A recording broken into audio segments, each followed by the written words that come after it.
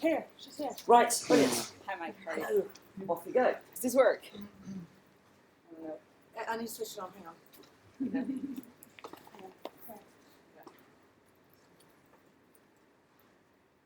Okay, great. Thank you, Mike, and to everybody for this amazing event. So I'm here to present a project that is already live, and it's a map. Since we have all these people with different languages and all these initiatives in Europe, and we kind of don't have a common language, so we thought that we would build a map. So what we build is an interactive, real-time platform aimed to inform and empower those engaged as refugees, so from media to NGOs to people who are on the street and other things. So here, how does this work? How do you work it? Doesn't work. Oh yeah. You might be a bit far away. A bit far away. Something not issues today. I'm thinking everywhere. Oh, it's coming in. It is. Working? Which button? I It should be think- the right one. Right? Yeah. Just come a bit closer.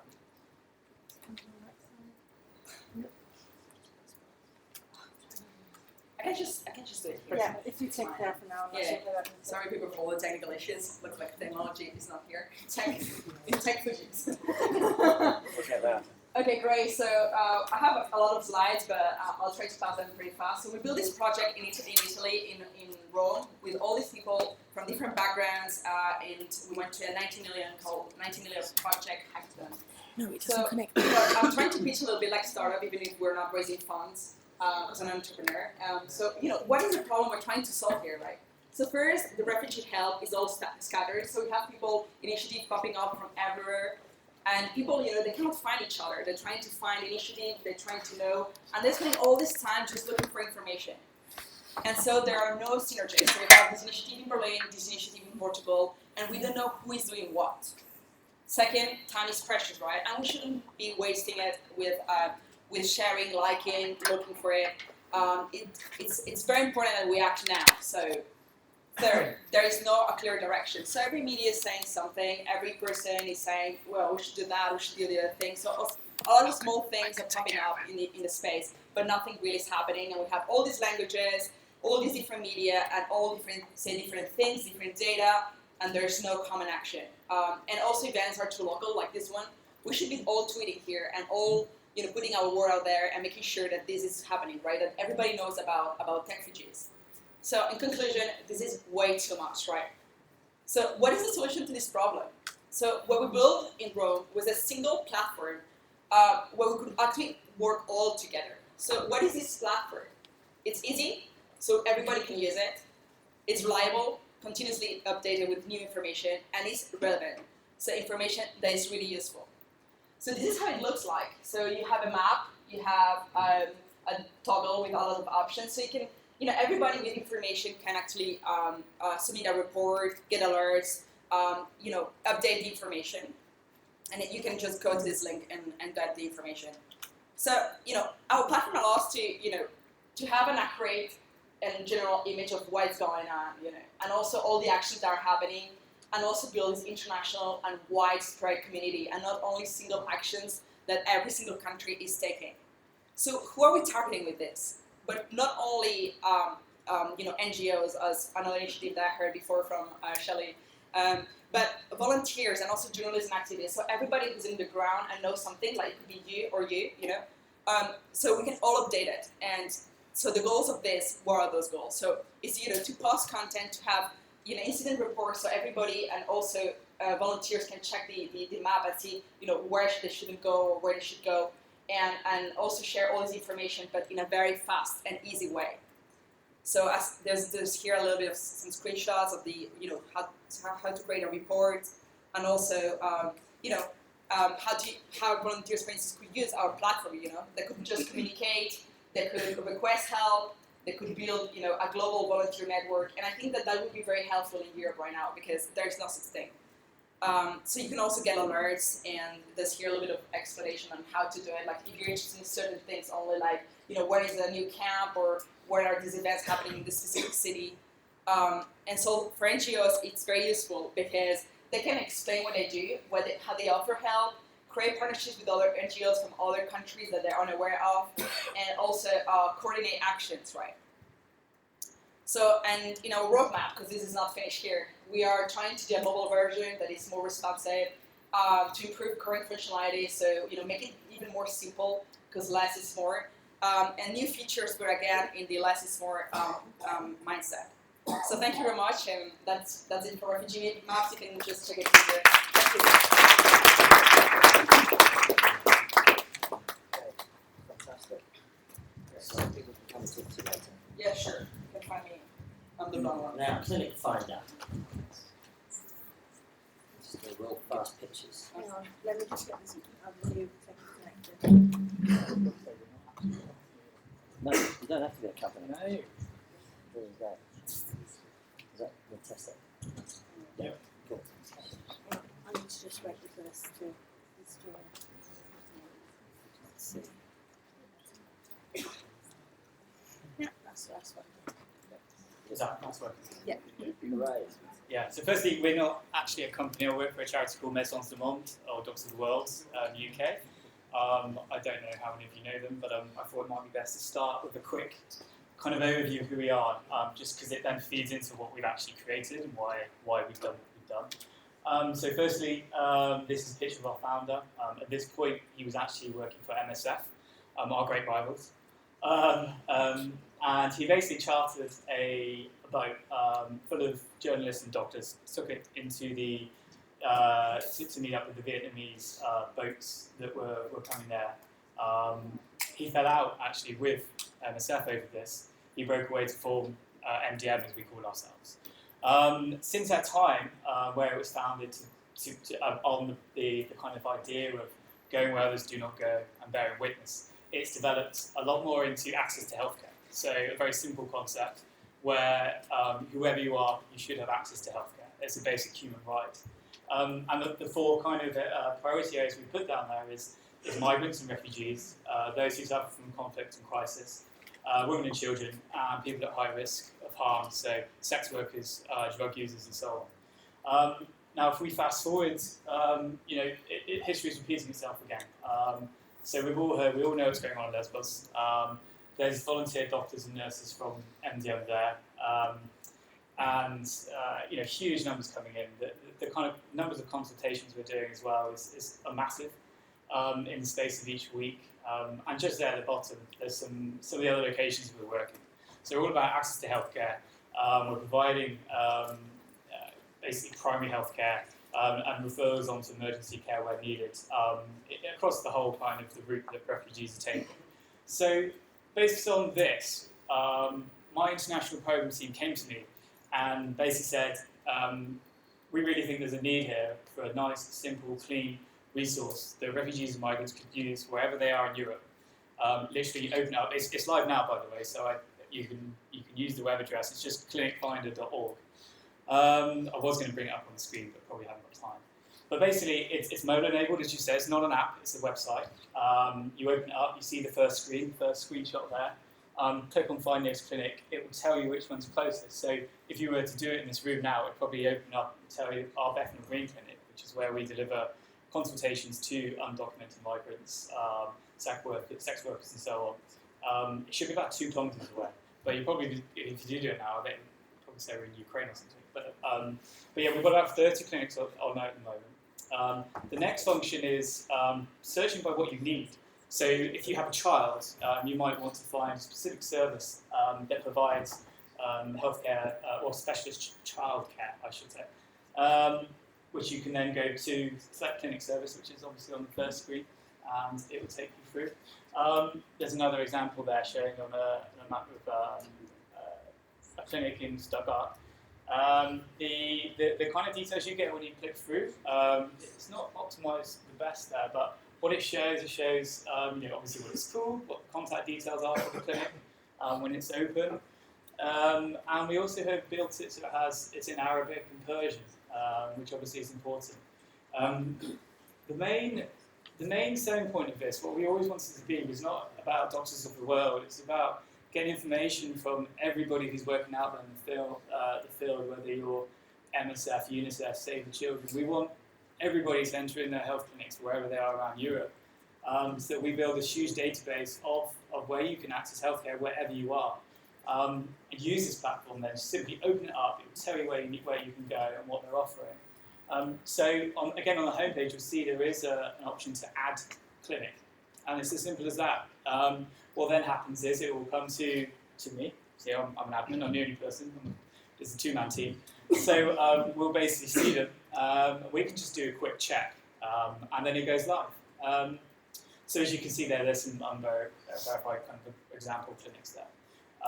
But yeah, we came about, this came about because of Techfugees actually. We went onto the Slack network. Amazing, lovely young developer based in America has done this in 6 weeks through a combination of Skype calls at weekends. We're a small team. And I think it speaks volumes of the, well, firstly of his talent, but also the kind of initiative that we're here at today. But I think from our point of view, we want to know whether we've missed anything. Does it make sense? Is it going to be able to be applied in the field? We want doctors when they help someone in their tent, wherever they are in Lesbos, to say, this is a website. Take this with you wherever you are in Europe. Just open it up and it'll tell you where you can go to get further care. That's what we're aiming for. We also want people, actually refugees and migrants themselves, to enter in, almost like maybe like a TripAdvisor type thing, where if they receive decent care somewhere, they can access it. I'm being told to stop, so I'll stop now.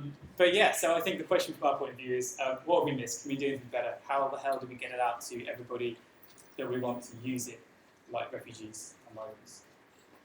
All right. Thank you very much.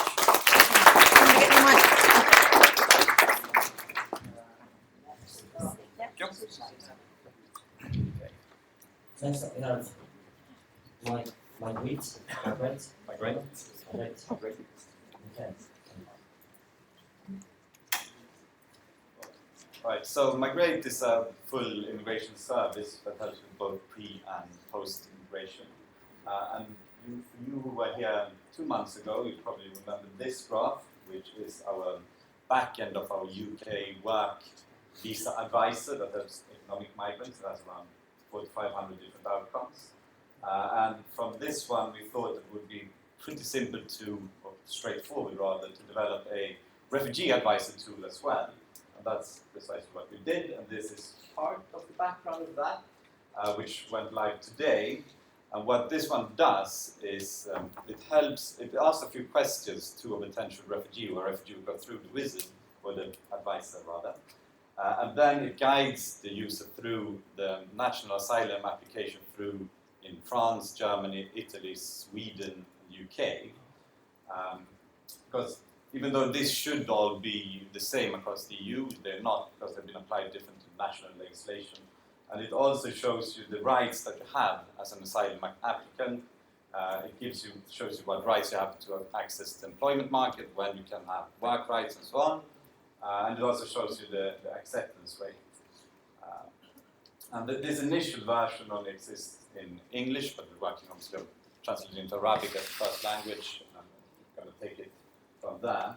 But what it actually does, so this is one example. So this is a Syrian who is not in the EU, he's actually in Turkey, but he has family in the EU. And what the results will tell him then is that he should register with the Turkish authorities in Turkey in order to get some of these rights that we have, according to an agreement with Turkey and Syria about UNHCR, and also how to contact UNHCR. It also goes through a little bit about how this person could start a family unification process potentially with the family has in the EU, because obviously, as we all know, you can't apply for asylum in the EU unless it's at the border in that country. This case is again a Syrian. I'm 25 years old. I'm in the EU, I'm in the UK, and I also have family in the UK. So what the results then will tell you, because we don't really need more information then, because the first principle of the Dublin Convention is family unity. So you should go through the British asylum application procedure. And there's also the acceptance rate here. What you don't see on this screenshot is that you can also access to legal help and send a request to get legal assistance from our partners as well. And you can also access community support because we have an Arabic community in the UK, but I'll mention that a little bit later. This one will skip, fine. And this person here, this is a Iraqi, a Yazidi Iraqi actually. Sorry for the pronunciation there. He's in the EU, he's in Germany, he doesn't have any family in the EU, he doesn't have a visa or residence permit for any other country. He hasn't applied for asylum anywhere else, and he hasn't been, or he has been fingerprinted in Germany. Anyway, so the result says basically that you should go through the German application, asylum application procedure, but since he's an Iraqi Yazidi, he also goes through a more streamlined process if he can prove his identity. You can skip a few steps because, well, not really skip, but it's streamlined anyways in Germany. And this applies obviously to Syrians as well and to Eritreans in Germany at present. And what we also did during these 2 months, since apart from developing this refugee advisor tool, is also that we launched an Arabic community in Germany that this user then can connect to. And this is just sort of the different communities we have in Germany. And this is the Arabic community that we just launched. And on this you can find everything from how to access certain services, how to access housing, how to connect with your community, ask questions to the community, Arabic community there, and also, well, a lot of other different things as well.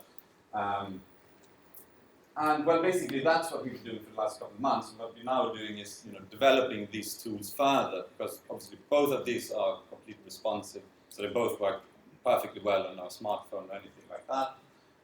But if you have any ideas of how to further develop this, how we can connect more services to the refugee advisor and so on, please come grab me, Josephine, or Tara, who is there, and we can discuss this further, because this tool is very dynamic. It's very simple to add new routes, to add new services into it, and anything we can do to help more, basically. That's it. And it's all live, of course, on migrant.com. So check that out. So there you go. I mean, this incredibly powerful tool there set up for legitimate migration. Next up, Funzi.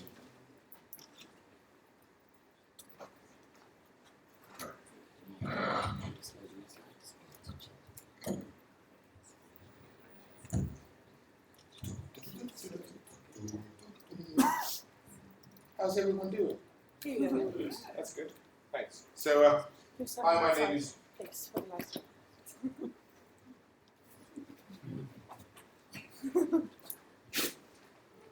Hi. So, education is actually the only way to change the world, said already Nelson Mandela. A few years back, and a group of people started working on using the mobile device to deliver quality learning to everybody who has a mobile device. We started working on that as a group 1.5 years ago, and Funzi is a mobile learning service that actually delivers replicable, scalable learning outcomes regardless of what wants to be taught. Mobile. Not just smartphones, but actually phones, mobile phones. We solve key problems for the asylum seekers. First, delivery of true verified information that enables them to react better, creating trust in their daily lives. Second thing is enabling them to access employment, become employable, and then educating them on cultural aspects of the communities that they have entered. We enable every organization who has some content actually to sort of deliver that learning to the mobile device. Ours could be regarded as a portal of learning, Spotify of learning, whatever. And so the content you have can be repurposed and put on Funzi. We call the verb funzifying, which is not Googling, it's funzifying, and then actually measuring the output. There's two types of, in our migrant program, there's two types of services. There's information services and educational services. Information services are obviously services that people can use to make their lives easier. The second thing is educational services where they can acquire new skills. Two different types of things delivered through the same portal. We call it portal. We're a part of the official Finnish agenda. It's also sort of OECD approved. Over the past 2 months, we have guys as a startup with absolutely no money in our bank account. but because we had the capability to deliver these things, we know that no one else actually has these scalable capabilities in the world. We just had a moral and ethical, no, we have to do it. So we have a three-tied solution that we actually offer. Some services are usable now.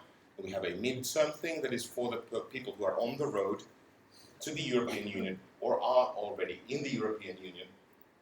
But we want to educate them also in case they would be sent back. Because we think, long-term, we need to get the impact hubs in the environments where the refugees come from to start flourishing, to actually provide sustainable change into those societies on a long-term basis. We think that's the only way to save life worth living for us humans. So we started with a design-driven approach. This is the Finland refugee journey map.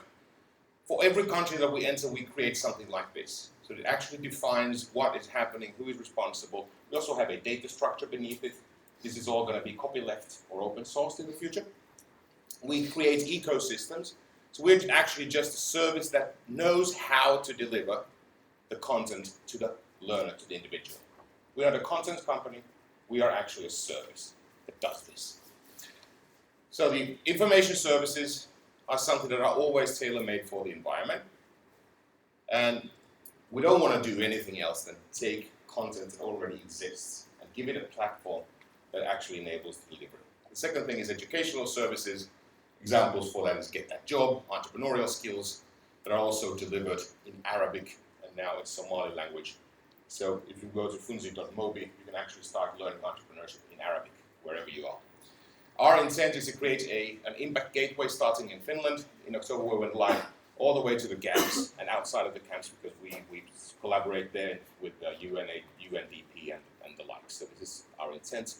We're currently looking for contact and country partners, like franchisees who would like to run a service like this in the country, responsible for doing these things.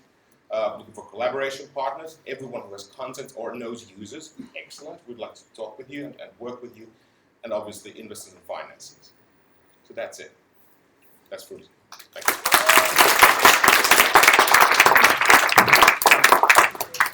Increasingly, a lot of what's coming out of the tech community is about content. Thank you. Upper. Uppe. Uppe. Thank you, Mike. Mesh point.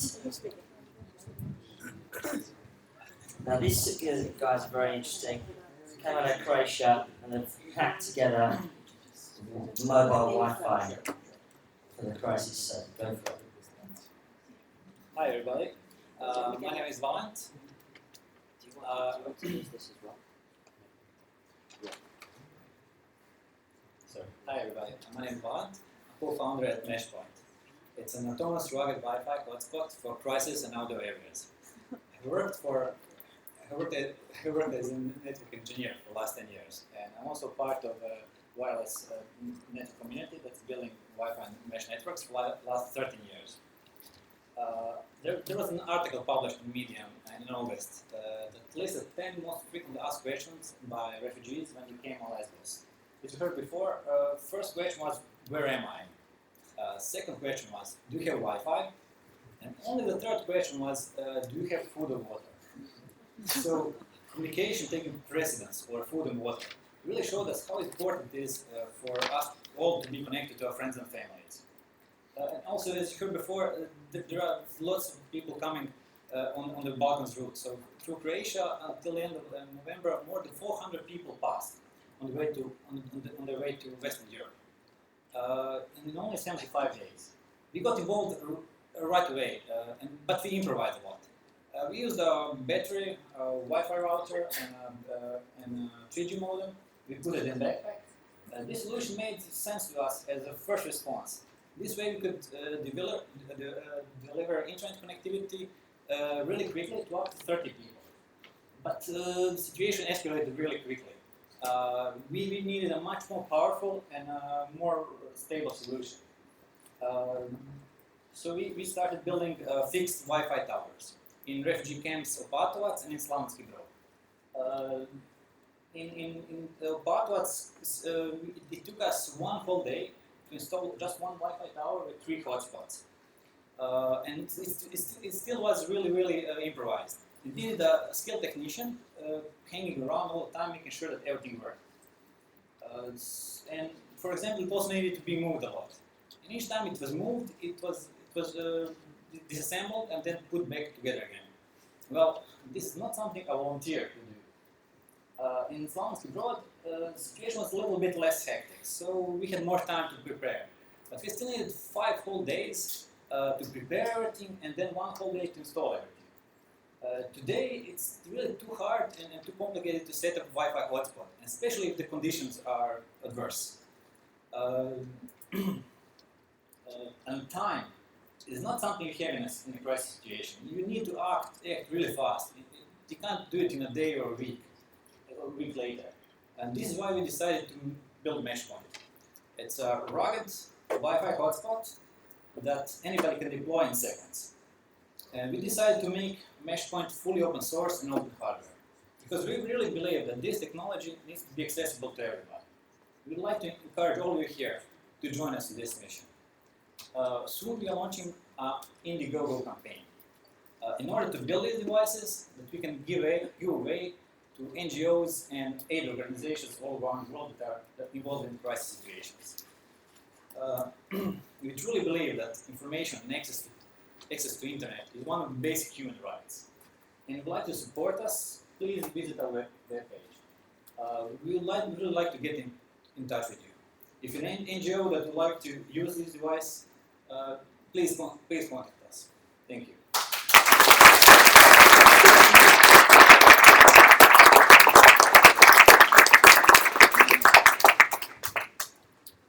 How much is each unit? Sorry? How much is it per unit?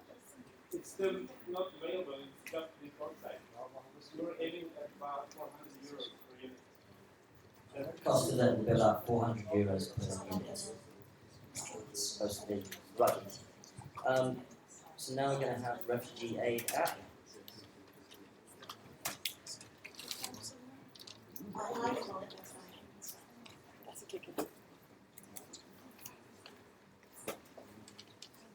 Hi, my name is Shelley Taylor, and I'm really bad with clickers. Do you guys sitting down over there? Do you want? There's some seats over here.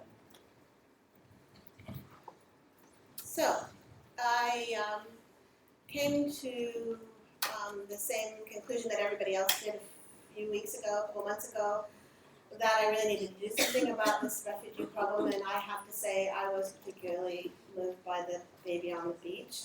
And at that moment I was like, I have to do something. I'm moving to Calais, but I have a technology company, and I couldn't really abandon that. So I thought, what could I do? What do I have? What resources do I have? And then it just dawned on me, so moment, that I have a technology platform that allows us to build apps within hours, maximum a day or two. And maybe there was a need for a refugee app of some kind. So I went to a hackathon to talk to people who knew more about refugees than I did, and to talk to NGOs, and then I went to the Techfugees conference with an idea, a piece of paper. I made Mike let me talk at the last one because I wanted to get feedback from the NGOs that were in the room. And after I left that, I then talked to my developers, and over that weekend they built the Refugee Aid app. So the problems that we're trying to solve have to do with the fact that there is, if you can believe this, there is still no single place where NGOs can put the aid that they have onto a website and it'll appear live anywhere for them to see if somebody already is providing app. There's no timely information. The information we find in the UNHCR is months old, and as one of the speakers today said, it could be like the difference between June and now, and the number of refugees that arrive at a place is just enormous, and the number of aid resources that have to be in a place is changing day by day, and some of these old aid organizations have physical offices which are not in the places where the people are landing on the beach. There's no standardized data, so we're working with a lot, I'll show you in a minute, but we're working with a lot of NGOs, one which is Caritas in Italy. They have offices all over the world. They have 1,000 offices in Italy alone, and they do not have any standardized data. So there's no database they go to say what do we have in what offices. We had the situation where some of the aid organizations that gave us their data took them a week or 2 weeks calling around to people and emailing to ask them, can you fill out this Excel form so that we can know where our aid resources are. And what we do know is that refugees need, what you've heard from the refugees here, they need information with them on their phone at all times in order to know where that information is. So I think the bottom line is, you heard me ask all these questions today about the money. There's huge amounts of money being spent. I think one of the largest aid organizations in the world spends $5 million a month on telephone bills. And a lot of that would be reduced by having a central place. So we came up with this app. It's an app. And it's also a content management and communication system, which I'll give you a little demo of. It's web-based for the NGOs. They can put in the types of aid they have, where it's located. And it's a single system that can be available to refugees wherever they are in the world. So here is the video. So what you see now, this is the NGO putting the information in, the kind of information, the name of the organization, the type of aid. It's really simple. It took us 2 years to build this platform so that we could do this over a weekend. So it's not trivial to build this kind of a system. It's all geolocation oriented.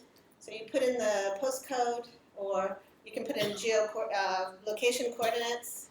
What did that say, 1 minute? 2, thank you. And then it appears miraculously on the app in order of the closest thing to the refugee who's downloaded the app.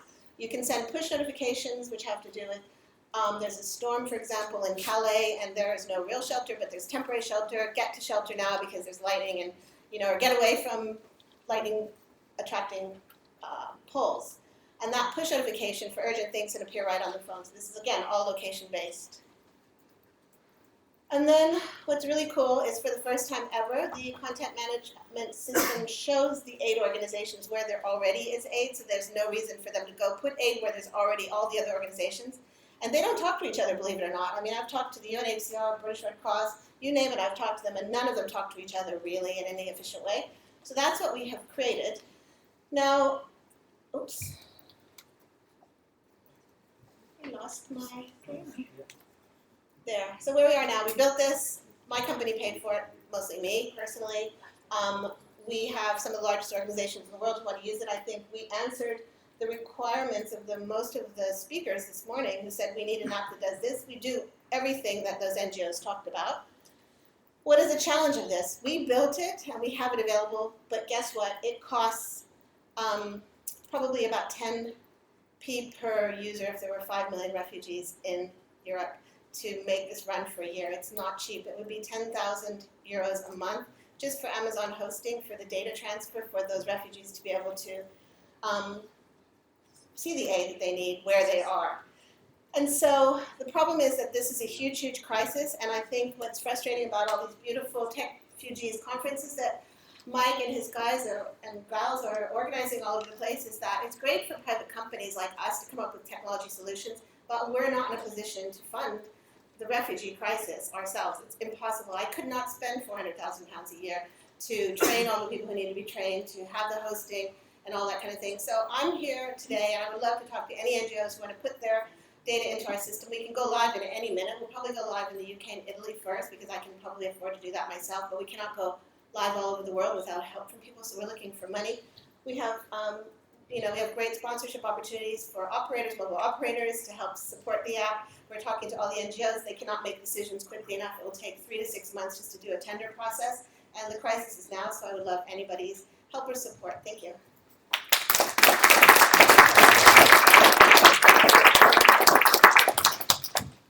As you can see, a very sophisticated app, location-based, can target resources.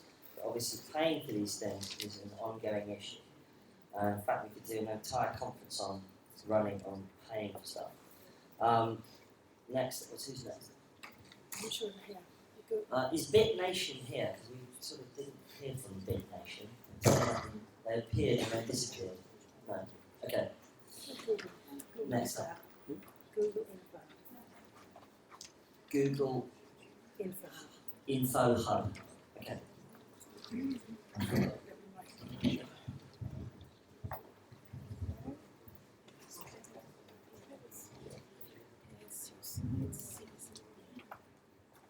Cool. Hi guys, I'm Felix. I'm a product manager at Google here in London, and I'm going to talk to you about Crisis Info Hub, which is something that we've built with the creative lab at Google, as well as the crisis response team, and then we work closely with two of our partners who we piloted this with, which is the IRC as well as Mercy Corps. So what is InfoHub? And it's very similar kind of to what we just saw. We kind of, being Google, we've taken a mobile web approach, and we really want this to be a content platform for refugees to get clear, credible, comprehensive information from our partners like Mercy Corps and ICR. And for these partners, they can use Google's Google Docs as the backend, as the content management system. So it's super easy for them, and it works on mobile. They can update the content at the location in Lesvos or wherever they are. Cool. So why did we build this? And we really, talking to our partners, reaching out to them, we found out that there's really this really urgent need for this hyper-local information. We wanted to build something for them that was mobile first, that really worked for all these refugees with smartphones, works well on low-end smartphones. It has a really small footprint, works great on low bandwidth, and like I said, NGO workers need to be able to update this on the go. And we also wanted to, these NGOs on the ground especially already have so much going on. They don't have time to learn new tools, so we wanted to give them something that they're already familiar with. In terms of some of the design highlights, I should also mention that if you actually want to go check out InfoHub, what it looks like live, just go to refugeeinfo.eu. You can play around with it on your smartphone. So in terms of the design highlights, we actually went with a black background because one of the things we discovered was this actually really helps, save battery life, and this is actually something that's really important if you can't charge your phone, many days in a row. Again, we really felt this is something that needs to work well on mobile, both for the refugees as well as the NGOs. We're using the phone's GPS to also deliver this hyperlocal content to make it much easier for refugees to figure out, hey, where am I when I land in Greece or Athens? It can be hosted on Google servers. It can also be hosted on any other cloud-based service. So I'll just throw that out there. And it has a really shallow learning curve, like I mentioned. If you know how to use Google Docs, basic word processor, as an NGO, you can use this. And again, you can use the collaboration features of Google Docs, so it makes it really easy for for the IRC as well as Mercy Corps to collaborate. And we're also happy to provide tech support. Cool, so this is what it looks like in person. I don't know if any of you will be able to open it up on your phone, but at the top, we also support multiple languages. And again, you can just use different, you have different Google Docs for each of these.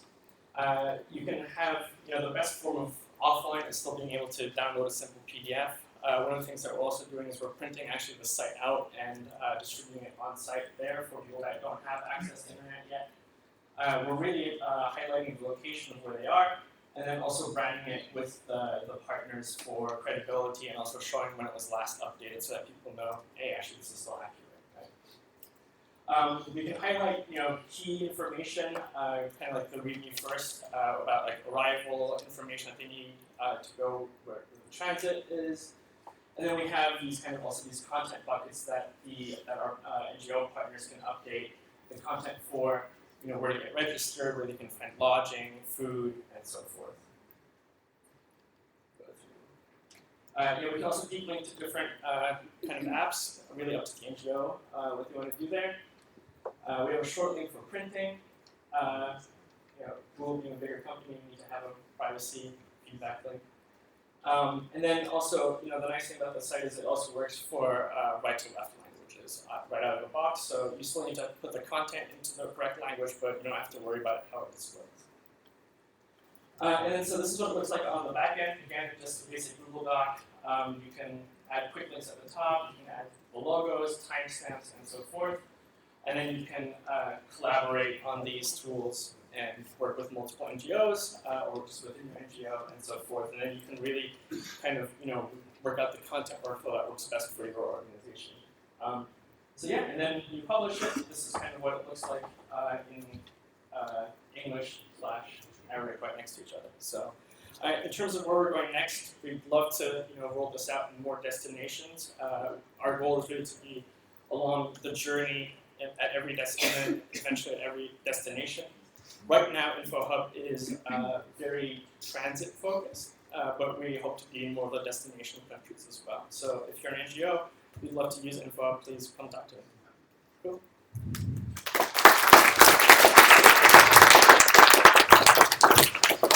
Just to clarify, this is a web app, right? Correct. Yeah. And how hard would it be to turn into a native app? That should be pretty straightforward. I mean, I could still wrap around it and percent. So exactly. I'll also note that I've already escalated the YouTube live stream issue. So. Oh, you escalated. That's fine. Are you actually with Google? Yes. Oh, right, great. Okay, then. Okay, I was being rude about Google. I love Google. It's lovely. It's easy to have my own problem. Well, there's lots of people out there who are very, very naughty. Right. Now, Mentor. Thanks, Mike. Thanks, Mike and Petra. My name's Asif Kassim. Do you have It slides? takes 30 seconds for it That's okay, let's to play. connect. Let's plug this If in. there's anything gory on there, don't faint, please. My name's Asif Kassim. I'm a cardiologist based in London. I've got an NHS practice here. And I've been involved in online medical education for a long time. And about 3 months ago, we launched an app that helps doctors share and discuss cases.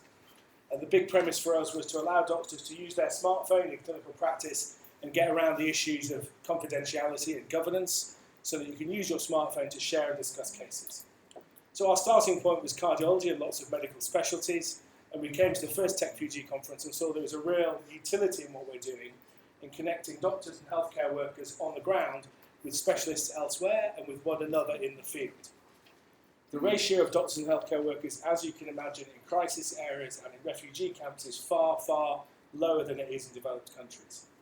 So often you can get some initial healthcare supplies and people coming in, but they may not have the expertise to deal with even relatively common conditions. So there's two aspects to that. One is connecting to other people locally, and the other is to connecting to specialists in the West. This can have a big impact. It can make the difference between giving diametrically opposite treatments. It can make the difference, for example, in an eye injury between saving the eye and not saving the eye. So these are real issues for people. And what we're seeing already is there are certain themes and certain areas and specialties that have the most heat. As you can imagine, paediatrics and child health is really important. Elderly care medicine is important. There are lots of people with chronic conditions, thank you. There are lots of people with chronic conditions who either lose their therapy or aren't being looked after, and they need picking up when they arrive in refugee camps and so on. What we've done is we've created something that we think is slick and easy to use, except when you pull the laptop off the table. I'm going to show you some dummy profiles that show you what we do. Essentially, the app lets you use your phone quickly and easily to capture cases and share them. That's someone's skin, but what I'm going to do is take you to a dummy profile we've set up for Techfugees. Forgive the slow Wi-Fi, I say in advance. So here, if you're connected to the Techfugees group on the app, you can share cases and discuss them with one another. We've put some admin support behind this so that if people want to click out with links via WhatsApp, text or email, we can connect them with the right specialists as well. So here's a sample case. This is a copy of a case that came through the app. So if you've got a child, you're a healthcare worker, you see this child with this condition in their skin, you want to know how to treat it. And actually it's one of two things. It's either inflammatory or infective. If you treat something infective with steroids thinking it's an inflammatory, it will get worse. So this is impetigo, it's a fungal infection, it needs a fungicide. But if you're not used to seeing these cases, you're an adult GP, you need some help. So actually that's exactly what happened here. This is a dermatologist, one of our specialty areas, who said, looks like impetigo, try some fungicide. That's a really simple example, but there's lots of stuff out there in the field that will make a real difference to how people are looked after. We don't need funding. The app exists, it's in practice. We've already got people using it both in refugee camps and in crisis areas. What we'd like to do is to work with people we're talking to, but need to move those conversations on with in terms of MSF, IMC, other doctor bodies, a whole series of people who've got doctors on the ground. We want to provide this as a utility for them so that they can improve the healthcare they give to people in crisis areas. Thanks very much.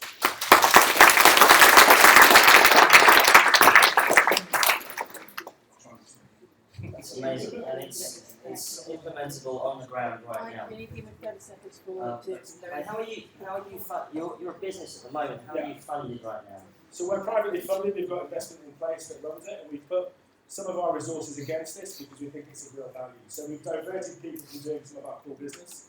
We think there's value in doing that, and at the same time we're trying to build our network. So it's there to be used, and in fact we talked to the Vodafone guys today. We think there's real value in where the initial crisis network stuff goes in, that this could be there, because what you need when you arrive in a crisis area is safety, healthcare, access to expertise. So we want to work with those people. Okay, great. Thanks. Can I get you? Sorry. Thanks. My Now we're going to hit the myrefuge.world. They actually pitched the first Techfugees, and we'll see how they've got on since then.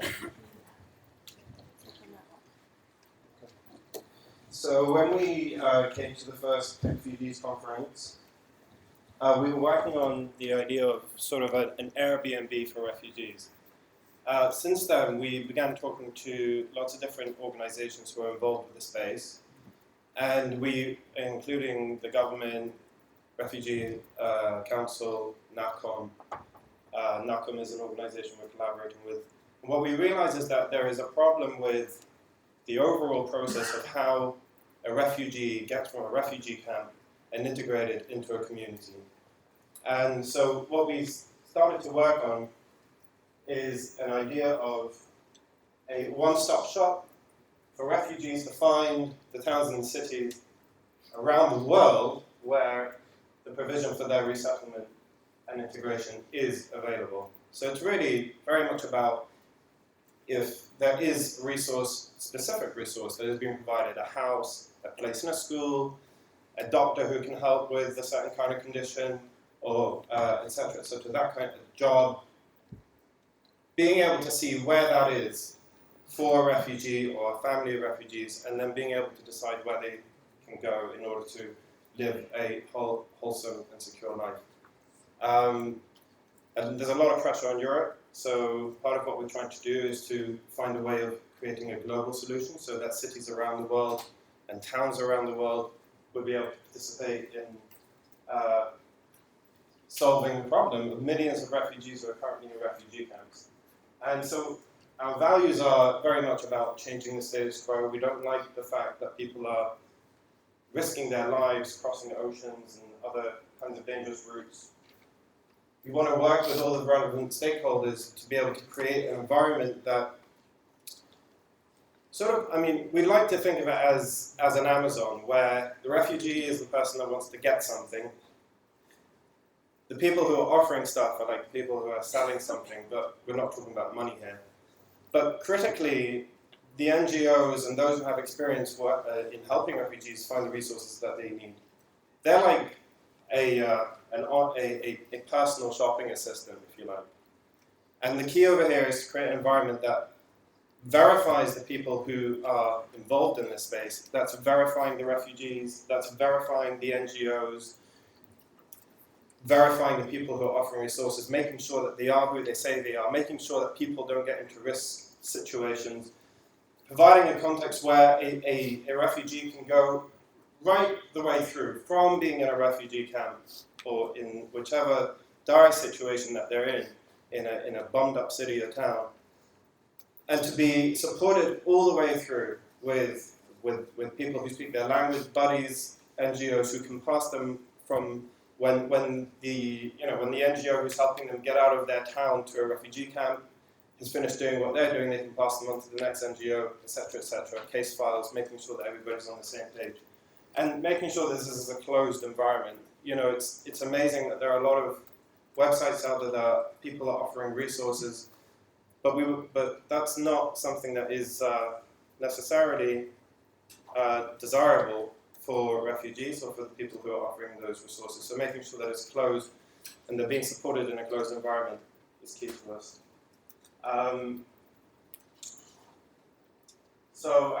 We work on a very simple rationale.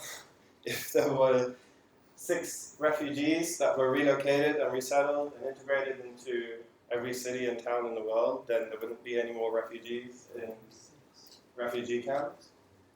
Or if we want to work on the basis of cities with over 1 million people, you had just 240 refugees per city worldwide, we'd be sorted. So we want to take the pressure off of Europe. We want to make this into something that is very easy to do, very scalable and accessible to whoever wants to be involved. Where are we up to so far? The UK government is pretty cool with what we're doing. They want to work with us. NACOM, which is a network of over 35 refugee organizations in the UK, are collaborating with us, and we're in the process of developing a pilot. In terms of development, we've built and launched the initial idea for myrefuge.world, which is, you can see now, but it's basically an Airbnb for refugees. But what we've done as well is that we have developed the initial specification for what this one-stop shop should do and how it should work in a very practical way. And we've also been successful in going through some funding processes. Not yet quite at the end, we haven't got the money in the bank, but we're very much on the road. And you know, like with anything, there are plenty of revenue models, and we've identified those and we're working on them. So that's our story. We're here today to discover new partnerships, learn more about what is going on out there, the different projects. Very interested in the Google initiative. I think that one could be very much collaboratable. Don't know if there are any funders here, but if there are, then hello, come talk to us. And who is the guy who, you? Yeah, we'd love to talk to you, new team members. So that's us. Thank you very much. Thank you, Mike. Thank you. Amazing day. Fantastic.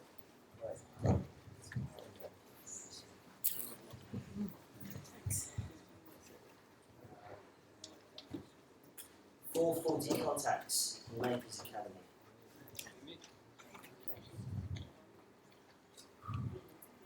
Pretty creative stuff, huh? Yeah? Yeah? It's pretty good. Okay.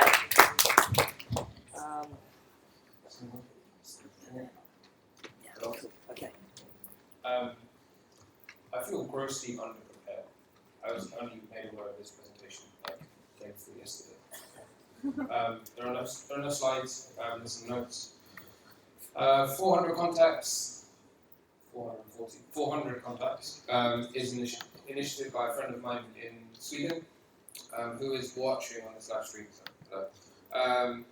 He started this project after meeting an engineer, a refugee in Sweden, and he wanted to try and help him get into work and kind of mentored him into developing new skills, learning language, and making contacts. So the statistic that came out there was, after he did some research, it takes about 5 years for someone who's not a native in Sweden or the Scandinavian countries to get a job.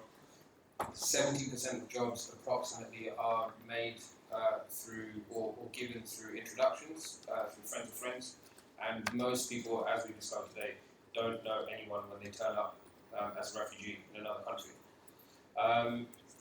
Andreas, who runs 400 Contacts, is a friend of Thomas, who worked at Makers Academy for a while, and then has now launched his own web development bootcamp in Sweden. They are currently donating 2 spots on their web development course, which then leads to employment, which is approximately the English equivalent, which is us, is about £8,000. So we're trying to get people who have skills already into employment through learning digital skills, which is kind of what we do. Our initiative is to take the 400 Contacts model and partner up with Makers Academy and one of our subsidiary brands, which is the Tech City Fellowship, and bring that over to the UK.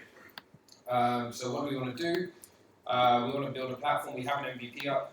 We're a bunch of developers, so we have an MVP up. It works. We want to connect people like yourselves in the audience to refugees and help mentor them. Spare like an hour of your week giving tips and tricks to people to get help in finding better jobs or getting into some form of freelancing or employment. Obviously, listening to everyone today, I understand it's going to be like near impossible to change employment law here, so we'll try and work our way around it. We need to raise some sort of funding. Oh, 2 minutes. I didn't know. Okay, so we need to raise some sort of funding. Anyone who's got money, come and speak to me. And basically, we want to build it ideally with them, so not just for refugees, but we want to build it with refugees. So if anyone's here who can put us in touch with refugees, we've had a very brief. I wasn't in the meeting, but Josephine, refugees, she had a very interesting chat with Andreas over Skype. Was it yesterday? Day before yesterday, something. But we're going to get in touch with immigrants or refugees and try and work with them on the skills that they already have and help them develop a platform that they can use, that they can develop. And it will pretty much all be open source. So just follow us on Twitter at Makers Academy, at 400 contacts, and you'll get updates from us. Thank you.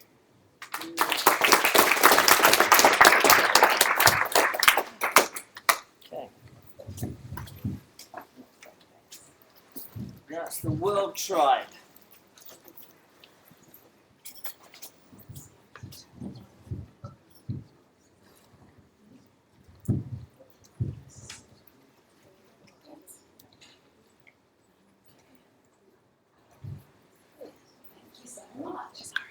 Hello everyone. So the Worldwide Tribe is the organisation that me and my brother have set up about 5 months ago, and we've been working in the jungle in Calais since the summer. So we also set up a charity called Calais in that time, and I'll start from the beginning and tell you about the whirlwind, crazy last 5 months that we've had.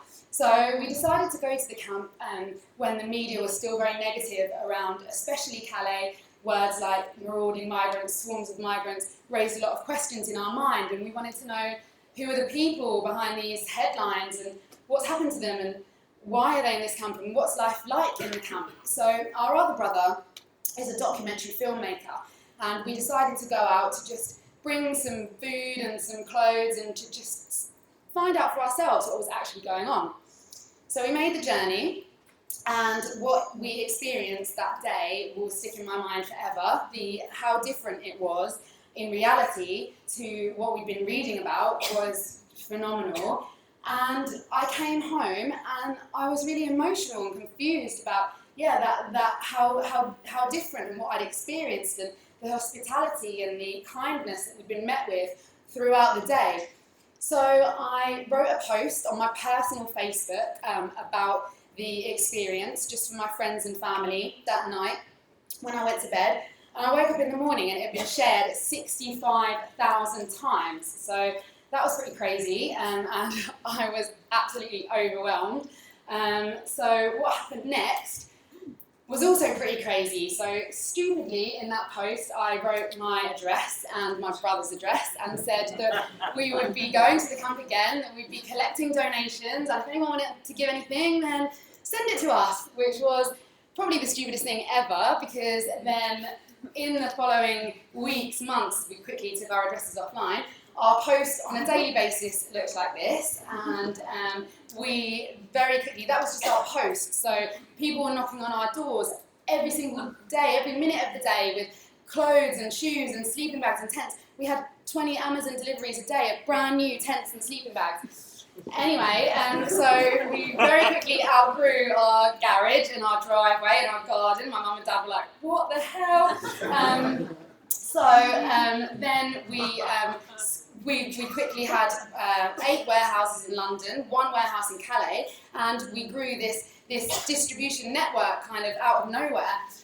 So we collected, this is a collection in Amsterdam, so we had Calais Amsterdam, we had Calais Barcelona, all collecting and distributing in the camp. So that was Calais, and we formed a charity, and that was dealing with the distribution of physical donations. But we still wanted to tell the story and raise awareness about the situation in the camp. So the Worldwide Tribe continued to talk about life in the camp. I haven't written this very central, but yeah, so we spent as much time as we could in the camp, eating in the camp, sleeping in the camp, just living in the camp to really understand the situation as best as possible. And we continued to film our documentary, which is going to be released in the next couple of weeks. And we continue to fund other projects as well and work on other creative projects. So, for example, we have funded a fire truck in the camp, which is in response to the 3 fires that have happened because of candles falling over in the last few weeks. And this is just one of the ways that we've been able to be very reactive and responsive as a really small team. We've been able to kind of step in where some of the other larger NGOs have a lot of red tape and a lot of bureaucracy before they can make decisions. We can just be like, right, this needs to be done, and we can do it very quickly and effectively on the ground. So the fire truck and also solar panelled lights in the camp are another thing that we're funding to avoid the use of candles. This is another friend of ours whose tent was burnt due to a candle falling over in the night. And it's just a matter of time before some serious injuries happen there, and it always takes a long time for the fire brigade to actually be able to come to the camp, 45 minutes or so. And in this time, the shelters are very close together, people are living in very close confinement. There's a lot of devastation that happens in the camp. We're also, as I mentioned earlier, this weekend finally installing Wi-Fi into the camp, which has been a long time coming and not without its obstacles. But the narrative here is that we have managed to raise funding and support through social media and the internet, and we're bringing that back to the camp, which is amazing, not just for information and communication purposes, but also for equal opportunities for people in the camp. And another really, really exciting project that we would love support with, if anybody is interested in this and coming to talk to us, we've got the whole team here who are working on a football tournament in the camp, and we're teaching language through football coaching and inspiring people to have hope and look forward to something. So we're working with COP90 and Football Beyond Borders, and we've got representatives from both here to talk about that, because we have big, big plans. We want to stream it. We want to stream it live. We want to have the final tournament with our Jungle FC, our teams from the camp in the Calais Stadium, which is 50,000 people. We are also working now in Hungary and Croatia and in Lesbos. In Lesbos, we are building a dome as a women and children's centre. There's already one in Calais, and it's been really, really amazing, very weatherproof, really effective.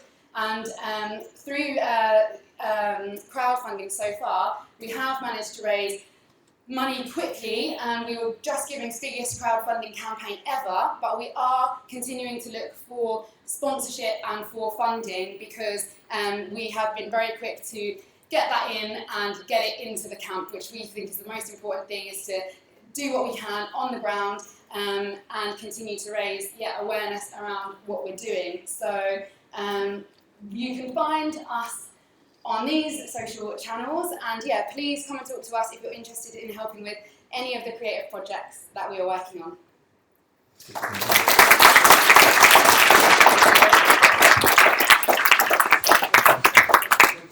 Quick question. All of the activity is going to be focused on Calais, yes? No, not necessarily. So we are working predominantly in Calais, but because we've been so supported by the British public and this outpouring of generosity, we have extended our distribution to Lesbos, to Hungary. But we also have a full-time member of the team working on the ground in Lesbos, running a volunteer programme. But I think today we will be focusing on, in the workshop afterwards, on Calais and what can be done in the camp. I'm going to apologise for this, but I'm going to put you on the spot. You've raised an enormous amount of money. Would it be possible, do you think it would be possible to put something out to pitch to fund technology solutions and apps and stuff? Well, I have to say that the way that we raised money was a little bit of an accident, so it kind of just happened. So yes, absolutely, I'd be very happy to talk about it with anybody. But I would say that the way that we've raised that money is just by being very open, very honest, transparent about what we're doing through social media and using our voice there. In a way, it's about transparency and making sure that the people who are donating the money know where it's going. Exactly. Yeah. Exactly. Awesome. Thank you so much. So start-up vote. Next up, Paula. Can everyone hear me? Is that okay? I'll be really fast. My name is Paula. I'm half Greek, half German, so I have a little bit of this structural side to me and the Rambo side, I would say. We started as a crowd of people who went on a boat to Greece to develop scalable solutions that are based on technology and could theoretically also work in other places. One thing that we developed was the information platform called First Contact. That was the thing that happened before the Google, what's it called? InfoHub, exactly. So we still have 14,000 people at the border between Greece and Turkey using that website. Then we grew free crowd co-working spaces for initiatives that are working around the topic of migration. And the last project that we actually started now is called, this was the Migration Hub. Here we have it in Oslo, in Athens, in Berlin, and in London we're setting up one now. So we're scaling that. And my latest project was actually a carpooling service for volunteers, because a lot of volunteers rent out cars when they come to Lesbos. They are sitting alone in the car, they have no idea who's driving in their car around them. So we thought it might be a good idea to start, have them share those cars. On the first 3 days, we had 4,000 people who were actually, on the platform. 10% of these also signed up, but we didn't have a technology behind it yet. So we started working with WhatsApp groups. We had an open schedule. We had an online telephone line set up, and we're still juggling with that. Now we got BlaBlaCar involved. They agreed to partner with us, which is really cool. And so we're looking to grow that model as well. Startup Boat is becoming something that produces scalable solutions as a startup NGO. We're very proud of that. Currently, we're testing everything that we do on Lesbos from Athens. And if you want to, our next boat is running in December from 15th to 19th on Samos again, which is not Lesbos, but people wanted to go to Samos. It's a different crew. So if you want to go on that boat, please reach out to me. And exactly. So this is what we're working with at the moment on Lesbos. Thank you.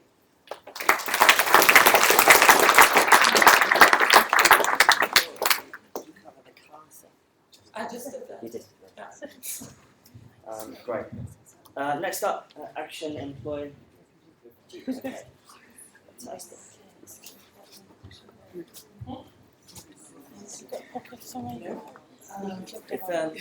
you want to sit down? There's a seat. Are you sure?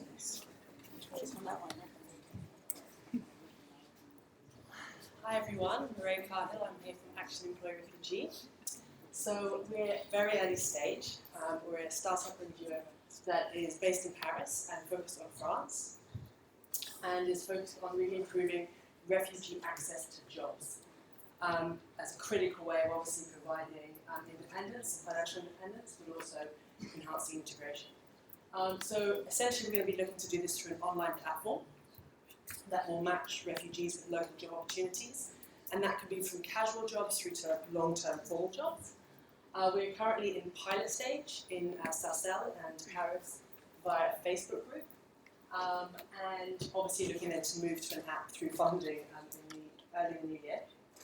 We're taking a super localized approach, working with local partners, and also having actually refugees on the team working with us building out the platform.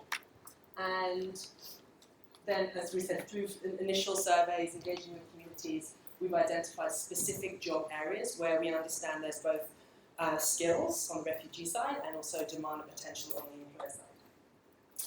So at the moment in France, there's obviously a significant number of existing refugee communities, but also anticipated 30,000 refugees coming over the next 18 months to a year. And so we're essentially going to be targeting those refugees and trying to match them to both individuals as well as small businesses and large businesses that are open to offering job opportunities. So why is this obviously so important?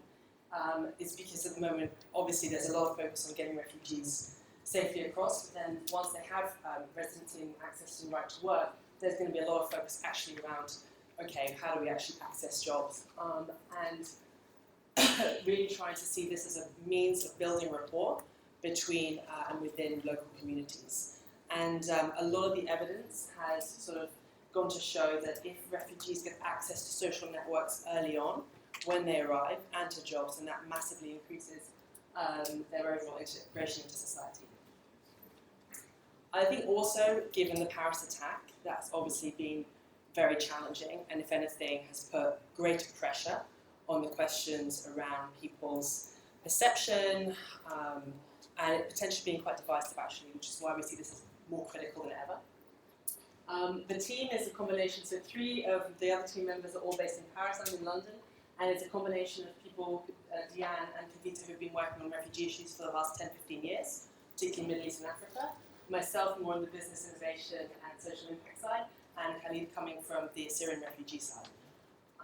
And then we have already been speaking with lots of potential partners, from mayors in Paris and Sarcelles, through to Syrian associations, and there's obviously larger organisations, UNHCR, and then Singer, who couldn't be here today, Medev, etc. So really taking a very local approach. And then in terms of where we're at now, early, so we've just started our pilot in Paris and Sarcelles, and then really we're going to be looking to do the funding around building out the app and the site, because obviously the Facebook group has constraints as to how easy it is for people to really very easily upload their skills and then look for jobs that are relevant, and vice versa for employers to post strong opportunities. So we've already got that flowing on the Facebook group, but we really need to build just like a low fidelity app around that. And so we're working on the funding and partnership around that, and then also the broader partnerships to engage the refugee communities and also the local employers. So we'll be doing the app piece and website early in the new year, and then scaling up through Paris and then France more broadly. So I guess the big challenges, I'd say, are very much around the piece around funding partnerships and building out and testing what we're doing. But if anyone keen to obviously connect with other people who are in the UK and in Germany and other places who are working on similar types of initiatives, I think it's great to try and collaborate and not replicate as much as possible. And anyone who has tech expertise they want to offer or other ideas or support, please can you come and find me? It'd be much appreciated. Great, thank you.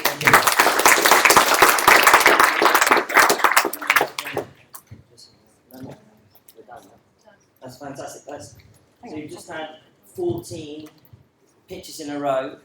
Well done. Often when I do these for business, it's quite grueling because you have to kind of, it's another one. It's amazing.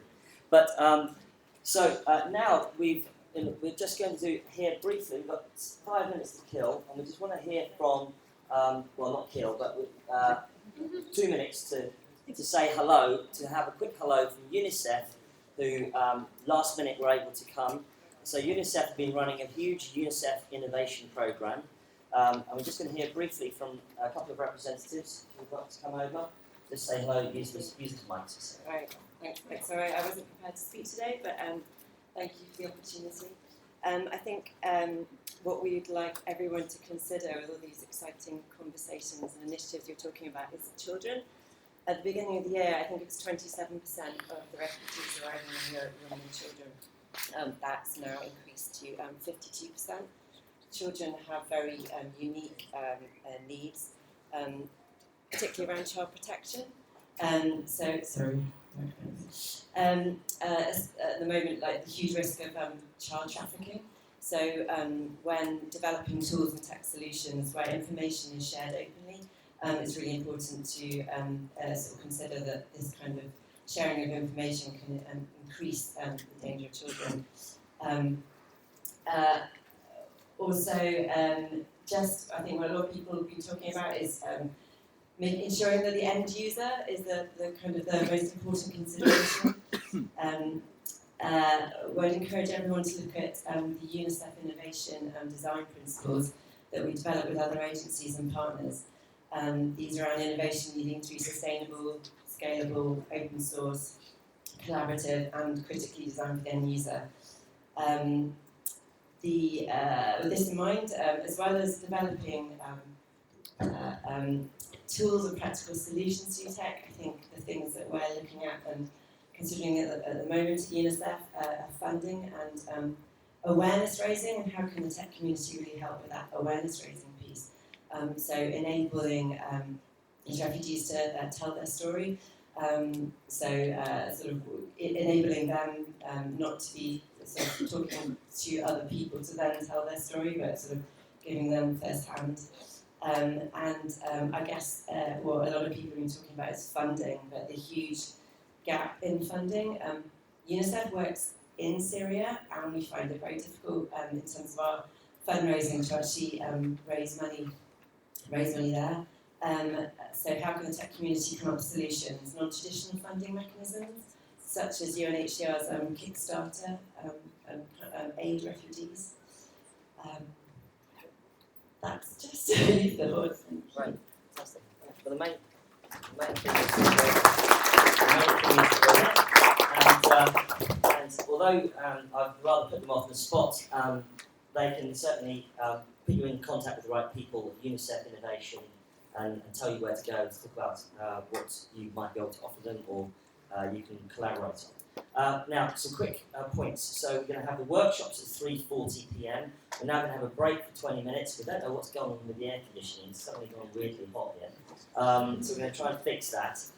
Now, the workshops will be led by somebody. Josephine, if you are a leader of the workshop, go and talk to Josephine. She'll give you instructions. There'll be tables out there with the labels of the workshops. And the workshops are going to be on connectivity and communications, housing and settlement, education, work, legal stuff, and also we have one set aside for just Calais. If you're interested in Calais, go and talk about Calais. And finally, 1 second. Yeah, there are labels there. So now, break for 20 minutes, chill, have a coffee, etc. See, and then 3:40 are the breakouts. Thanks.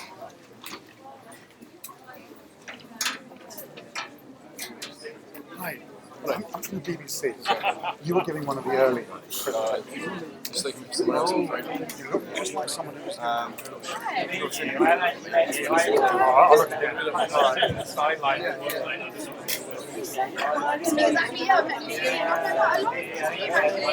Yeah, because we were on a panel together at the Guardian thing. Yeah. You've got a good little team going on there. I was another guy that very interested by what you get. So should we just go out there?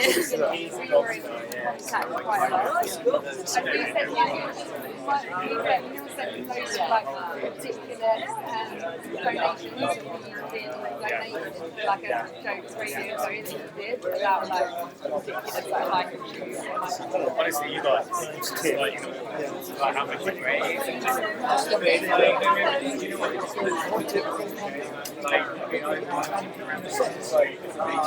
what one thing you can do, I think we should be doing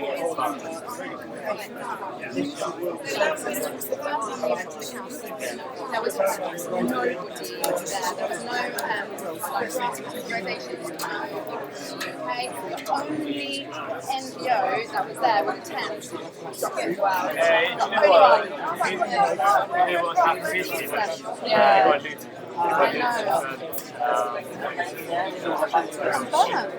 Yeah, I got it. Well, it's just we love it.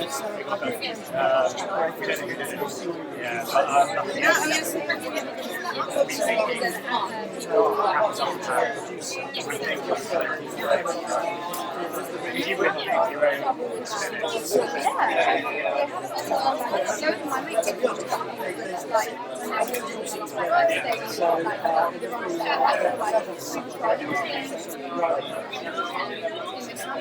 one of my friends was in a tent next to the tent, got credit card, drove into the council tonight, drove over a tent and drove away and try like there.